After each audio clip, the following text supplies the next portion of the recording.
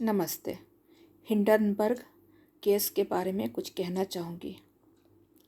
आपने कश्मीर फाइल्स देखा था? उसमें राधिका मेनन थी।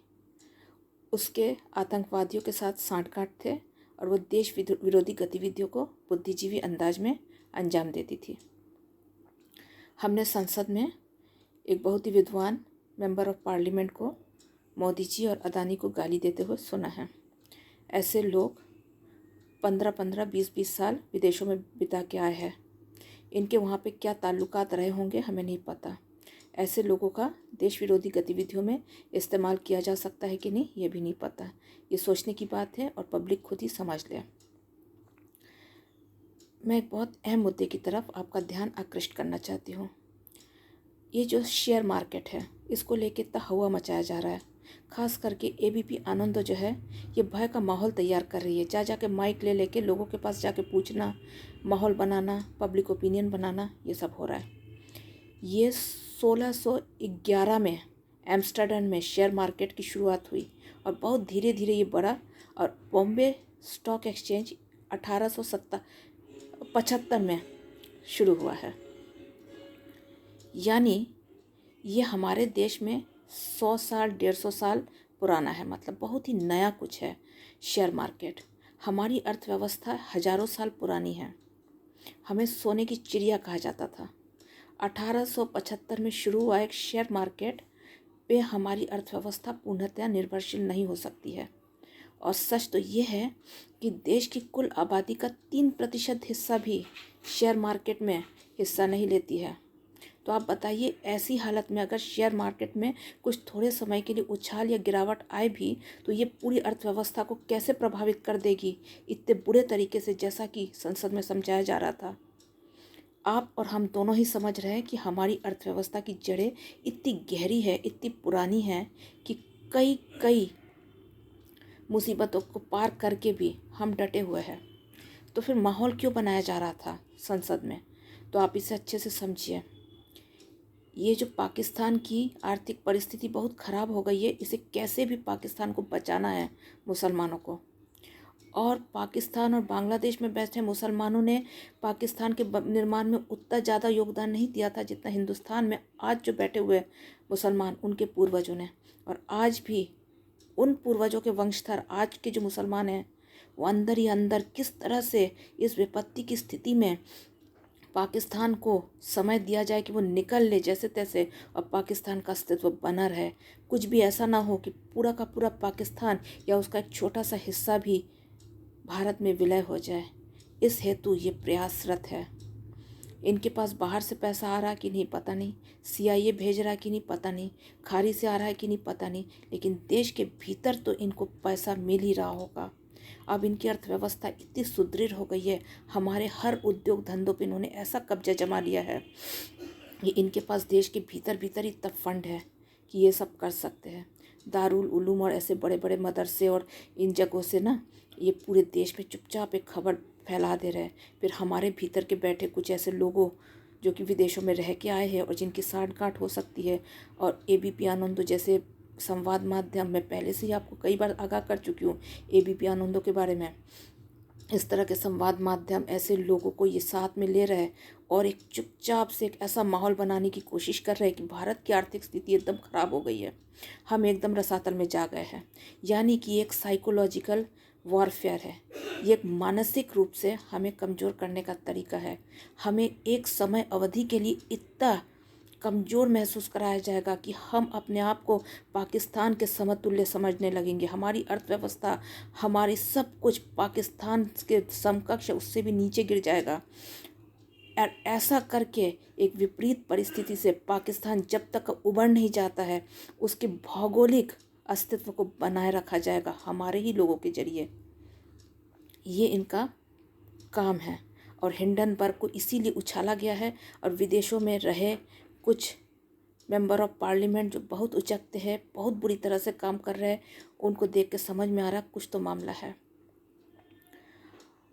तो यानी कि हमारे यहीं पे मुसलमान और हमारे कुछ एमपी एमएलए और हमारे एबीपी आनंदो जैसा एक समाचार माध्यम, और हो सकता है बीबीसी भी इसमें इन्वॉल्व रहा हो, कुछ लीड मिला हो सरकार को, इस तरह के लोग इसमें लगे हुए हैं।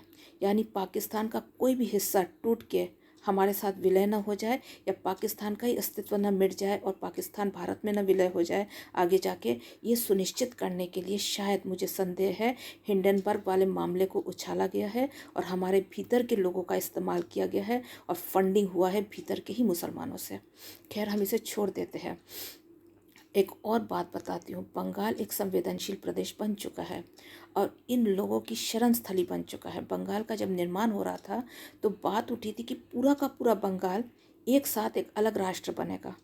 तब श्यामा प्रसाद मुखर्जी ने इसका विरोध किया और हिंदुत्ववादी ताकतों ने पश्चिम बंगाल को काट लिया बांग्लादेश से, अभी का बांग्लादेश यानी तब का पूर्वी पाकिस्तान से। लेकिन इनकी नज़र हमेशा थी और मुस्लिम लीग कलकत्ता शहर को भी चाह रहे थे, इसीलिए डायरेक्ट एक्शन डे हुआ था। लेकिन ये लगे हुए हैं। पहले जोगेंद्रनाथ मंडल और जिन्ना के समुदाय के लोग वहाँ थे, फिर जो ही यहाँ पे रिजर्वेशन डिक्लेयर हुआ वो परेशान होने लग गए और वो यहाँ पे आने लग गए क्रिप्टो बन के। अभी कितने क्रिप्टो है, कितने हिंदू, हम नहीं बता सकते। अनुब्रत मंडल को तो देख लिया, गोमांस का व्यापारी निकला है वो, ये कैसा हिंदू है हमें समझ में नहीं आ रहा है।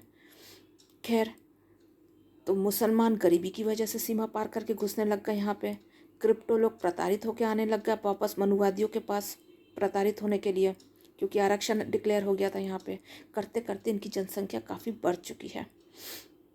यानी बंगाल की डेमोग्राफी पूरी तरह से बर्बाद हो चुकी है और मुसलमान इस तैयारी में बैठे हैं कि अब अगला मुख्यमंत्री वो मुसलमान बैठाएंगे और उसके बाद वो चिकन नेक और पूर्वोत्तर को देश से तोड़ देंगे। अब उनकी जनसंख्या इतनी हो चुकी है और उन्होंने मनस्थिति बना लिया है कि वो वामपंथियों को वोट देंगे। वामपंथियों ने अब अपने जितने भी ब्राह्मण तथाकथित वामपंथी दिखते थे और पूरे व्यवस्था पे वो हावी रहते थे, लेकिन अब उनका चेहरा है मोहम्मद सलीम नाम का एक मुसलमान। और बाकी जितने ब्राह्मण थे अब वो समझ चुके अपनी औकात, अल्पसंख्यक हो चुके हैं और वो बैकफुट में जा चुके हैं। यानी मुसलमान अब अपना मुख्यमंत्री बनाएंगे और यही लोग ममता दीदी को कुछ संवेदनशील मुद्दों पर ब्लैकमेल भी करते हैं और शायद इसके जरिए उन्होंने ये अभिषेक बनर्जी, जिसको कि कई लोग हाफिज एक मोल्ला कहते हैं, इसको बंगाल की व्यवस्था में प्लांट किया है। खैर, ये जो भी है, अभिषेक है कि हाफिज एक है, जो भी है, इसके इरादे नेक नहीं है। ये जय बांग्ला का स्लोगन देता है, इसको कभी वंदे मातरम बोलते हुए नहीं देखा गया है। अभी ये उत्तर बंगाल में कूच बिहार में जाके बीएसएफ जवानों के खिलाफ माहौल तैयार कर रहा था, भावनात्मक रूप से लोगों को भड़का रहा था बीएसएफ के खिलाफ, राजवंशी लोगों को। सबने देखा है वो वीडियो। और इसके जरिए भी ये जमात या आईएसआई से जुड़ा हो सकता है और इसके जरिए भी चिकन नेक और पूर्वोत्तर को देश से तोड़ा जा सकता है। यानी कि मुसलमानों ने पूरी तरह से मनस्थिति बना लिया है कि उनका व्यक्ति होगा, उनका कैबिनेट होगा और अब यहाँ पे भले ये दिल्ली के अधीन हो या ना हो, ये ठीक जैसे सिराजुद्दौला के समय चलता था या सोहरावर्दी के समय बंगाल चलता था, वैसे ही अब चलाएंगे और लंबी दूरी पे देश से टूट जाएगा ये हिस्सा। और महुआ मोइत्रो को तो हमने देख ही लिया है लोकसभा में, राज्यसभा में, और इनको एबीपी आनंदो जो है उन्हीं का चैनल है, एक तरह से समझ लीजिए। यानी कि पूरी तरह से इन्होंने एक सेटिंग कर लिया है। आपने फिरहाद हाकिम को देखा है, पहले कलकत्ता का मेयर, डायरेक्ट एक्शन डे के बाद सोहरावर्दी ने जो कुछ किया उसके बाद कोई भी हिंदू बंगाली कलकत्ता क्या मैं मुसलमान हूँ ये बर्दाश्त नहीं कर सकता, लेकिन कलकत्ता का मेयर अब एक मुसलमान है, फिरहाद हाकिम। फिरहाद हाकिम जब भी बंगाल, नॉर्थ बंगाल बनाने की बात होती है, एक पृथक राज्य बनाने की बात होती है, वो बंगाल के विभाजन की बात को एक भावनात्मक तरीके से उछाल के इसे रोकने की हर कोशिश करते हैं। अभिषेक बनर्जी भी वही कर रहा है और वामपंथी भी वही कर रहे हैं और झक मार के ममता दीदी को भी वही करना पड़ेगा, वरना वो अलग थलग पड़ जाएंगे। यानी कि बंगाल का विभाजन अगर होगा तो इनको और इनके आका यानी जमात इस्लामी और आईएसआई के लोगों को बहुत बड़ा धक्का पहुंचेगा, क्योंकि ये अगर अपना चीफ मिनिस्टर जो कि बिठा लेंगे, क्योंकि इनका संख्या बल ऐसा ही है, बैठा लेते हैं कलकत्ता में, बंगाल में सरकार बना लेते हैं ये, तो ये लंबी दूरी में चिकन नेक और पूर्वोत्तर को देश से तोड़ लेंगे। अगर जो नॉर्थ बंगाल है उसकी जो डेमोग्राफी है वहाँ पे वनवासी लोगों की बहुलता है। अगर ये पृथक राज्य बन जाता है और ये बीजेपी आरएसएस को वोट करते हैं, तो यानी कि पुणे में बैठे आरएसएस के थिंक टैंक लोगों के अंडर अगर आ जाता है नॉर्थ बंगाल का एडमिनिस्ट्रेशन, तो हो सकता है कि लंबी दूरी में इस इलाके की डेमोग्राफी को फिर भी हम बचा लें और इसके जरिए हम चिकन नेक और पूर्वोत्तर को बचा लें। तो ये इस एरिया का कट के हिंदुत्ववादी ताकतों के हाथों में आ जाना आईएसआई और जमात के लिए बहुत ही बड़ा खतरा है। और ये पूरी तरह से एक भावनात्मक माहौल बनाते हैं कि बंगाल का विभाजन हो रहा है। बंगाल का विभाजन हो रहा मतलब क्या, बंगाल तो यहीं पे है और बंगाली तो पूरे देश में फैले हुए हैं, हर बड़े पद में हैं। तो बंगाल का विभाजन जैसा भावनात्मक मुद्दा क्यों बनाना। और हम भी चाहेंगे कि बंगाल एक रहे, लेकिन बंगाल का विभाजन हो ना हो का क्या मतलब है अगर पूरी डेमोग्राफी बदल गई और हमें कोई हिस्सेदारी नहीं मिले, हमारी आने वाली संततियों की इस बंगाल की व्यवस्था में कोई हिस्सेदारी ना मिले और मुसलमान पूरा का पूरा बंगाल कब्जा कर ले और देश को तोड़ दे। तो ऐसे एकीकृत बंगाल को लेके हम क्या करेंगे। हम देश के साथ गद्दारी कर रहे हैं, अपने पैरों पे कुल्हाड़ी मार रहे, खुद कुल्हाड़ी पे पाँव मार रहे जब हम इनकी इस झांसे में आते हैं, जब ये भावनात्मक रूप से हमें शोषित हमारा दोहन करना चाहते हैं और एकीकृत बंगाल की बात कहते हैं और बंगाल के विभाजन को हर कीमत पे रोकने की बात करते हैं। ये असल में बंगाल के विभाजन को रोकने की बात नहीं कर रहे हैं, ये असल में आगे चल के देश के विभाजन की जो इनकी साजिश है उसे अंजाम देने के लिए हमें मूर्ख बना रहे हैं। ये फिरहाद हाकिम, ये महुआ मोइत्रो, ये अभिषेक बनर्जी है भी कि नहीं पता। इनके आका जो बैठे हुए जमाते इस्लामी के लोग और आईएसआई के लोग जिनके साथ इनका इवन की इलेक्शन से समय पैसों का लेन देन भी होता है।